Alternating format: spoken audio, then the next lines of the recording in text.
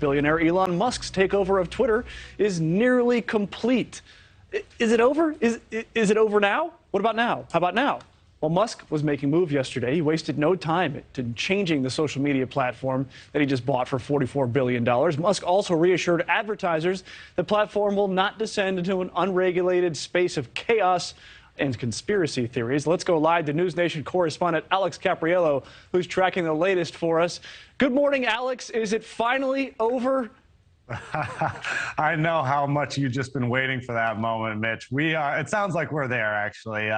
Elon Musk has taken over the company. He has announced the buyout, and he's also cut ties with 3 of its top executives. That's the chief executive officer, the chief financial officer, and its top lawyer. Now, keep in mind, many of these personnel moves were to be expected. Musk had privately clashed with the CEO, Parag Agrawal, before making that bid for the company earlier this year.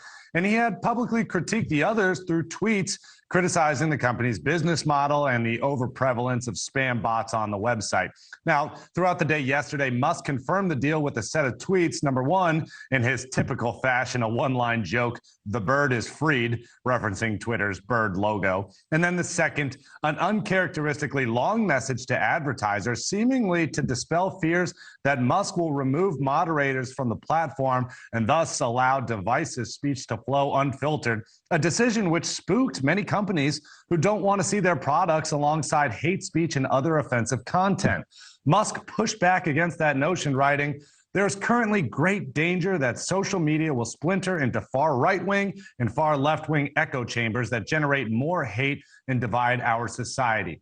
The reason I acquire Twitter is because it's important to the future of civilization to have a common digital town square where a wide range of beliefs can be debated in a healthy manner without resorting to violence." Now, we spoke to a tech watchdog who warned about the power and the responsibility that Elon Musk has now inherited.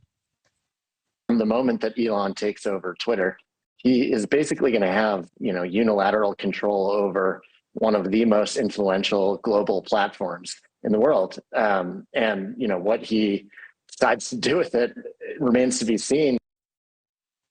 And we expect Musk to speak to Twitter employees later today. He spent a good amount of time over the last few days at the headquarters in San Francisco, mingling with those employees. We're still waiting to hear whether or not layoffs are expected. That's been reports that have been circulating over the past few days as well. Mingling with employees and firing them. What a time at Twitter. Alex, there are also growing concerns about Twitter's usage being down. What can you tell us about that? Yeah, I think right now Elon Musk is inheriting the company at a somewhat volatile time. We do know that on top of some of these concerns about advertisers, there's also been reports about usage being down, particularly among some of the heaviest users. Heavy tweeters are those defined as people who log in every day and people who tweet at least 3 to 4 times a week. We have seen reports that heavy tweeting has been down from those users, and that's a big concern considering those heavy tweeters make up about half of the global revenue that Twitter brings in.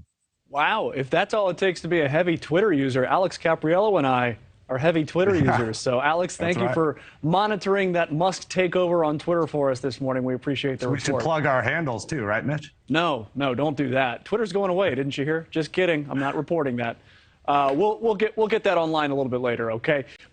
Thanks for watching. Go to newsnationnow.com to find NewsNation in your cable lineup. And don't forget to click the red subscribe button below to get more of NewsNation's fact-based, unbiased coverage.